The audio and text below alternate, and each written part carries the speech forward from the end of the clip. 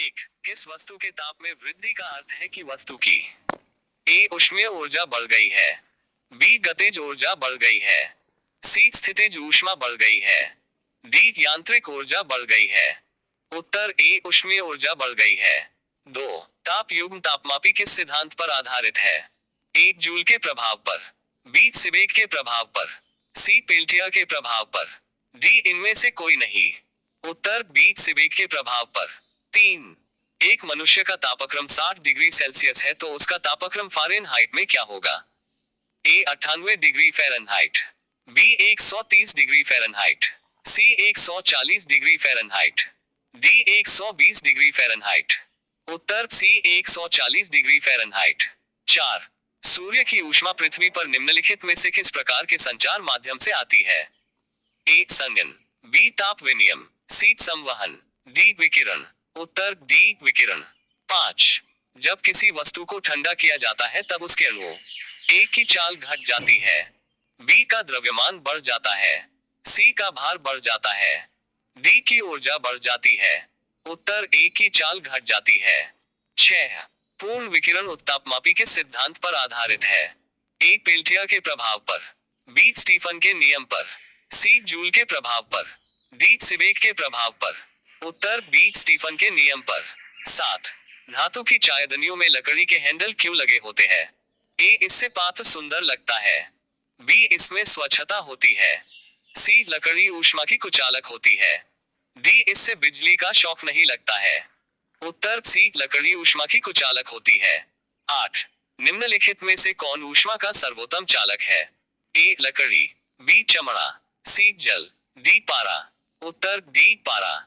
नौ, इनमें से कौन ऊष्मा का मात्रक नहीं है? ए डिग्री सेल्सियस, बी कैलोरी, सी किलो कैलोरी, डी जूल। उत्तर 1 डिग्री सेल्सियस। 10, दूर की वस्तुओं जैसे सूर्य आदि का ताप किस तापमापी के द्वारा मापा जाता है? ए प्लेटिनम प्रतिरोध तापमापी द्वारा, बी पूर्ण विकिरण उतापमापी से, सी ताप युग्म तापमापी द्वारा, डी इनमें से कोई नहीं। उत्तर बी पूर्ण विकिरण उतापमापी से। 11, पानी का घनत्व किस ताप पर अधिकतम होता है? ए 100 डिग्री सेल्सियस पर, बी 0 डिग्री सेल्सियस पर, सी 4 डिग्री सेल्सियस पर, डी -4 डिग्री सेल्सियस पर। उत्तर सी 4 डिग्री सेल्सियस पर। 12, निम्नलिखित में कौन ऊष्मा का सबसे अच्छा सुचालक है? ए आस्वित पानी, बी ठंडा पानी, सी गर्म पानी, डी समुद्र का पानी। उत्तर डी समुद्र का पानी। 13, ताप का सी मात्रक है? ए केल्विन, बी सेल्सियस, सी सेंटीग्रेड, डी फ़ारेनहाइट। उत्तर ए केल्विन। 14, निम्नलिखित तापमापियों में से किसे पायरोमीटर कहा जाता है? ए ताप विद्युत तापमापी, बी विकिरण तापमापी, सी गैस तापमापी, डी द्रव तापमापी। उत्तर बी विकिरण तापमापी। 15, लोलक घड़ियां गर्मियों में क्यों सुस्त हो जाती है? ए गर्मियों के दिन लंबे होने के कारण, बी कुंडली में घर्षण के कारण, सी लोलक की लंबाई बढ़ जाती है जिससे इकाई दोलन में लगा हुआ समय बढ़ जाता है, डी गर्मी में लोलक का भार बढ़ जाता है।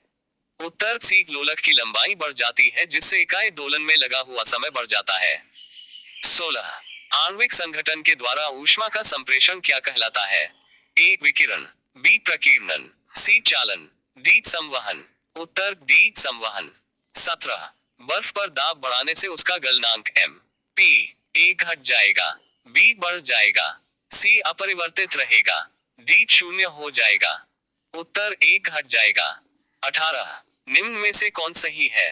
ए एफ जोड़ 329 equals C 5, B F -329 equals C 5, C C -59 equals F 32, D F -59 equals C 32। उत्तर बी एफ -329 इक्वल्स सी 5। 19, दो रेल पटरियों के मध्य जोड़ पर एक छोटा सा स्थान क्यों छोड़ा जाता है? ए आवश्यक गुरुत्व बल उत्पन्न करने के लिए, बी क्योंकि ऐसे स्थान छोड़ने से कुछ लागत बचेगी, सी क्योंकि धातु गर्म करने पर फैलती है तथा ठंडी होने पर संकुचित होती है, डी इनमें से कोई नहीं। उत्तर सी क्योंकि धातु गर्म करने पर फैलती है तथा ठंडी होने पर संकुचित होती है। 20, निम्नलिखित द्रवों में कौन सा ऊष्मा का बहुत अच्छा चालक है? ए पानी, बी ईथर, सी बेंजीन, डी पारा। उत्तर डी पारा।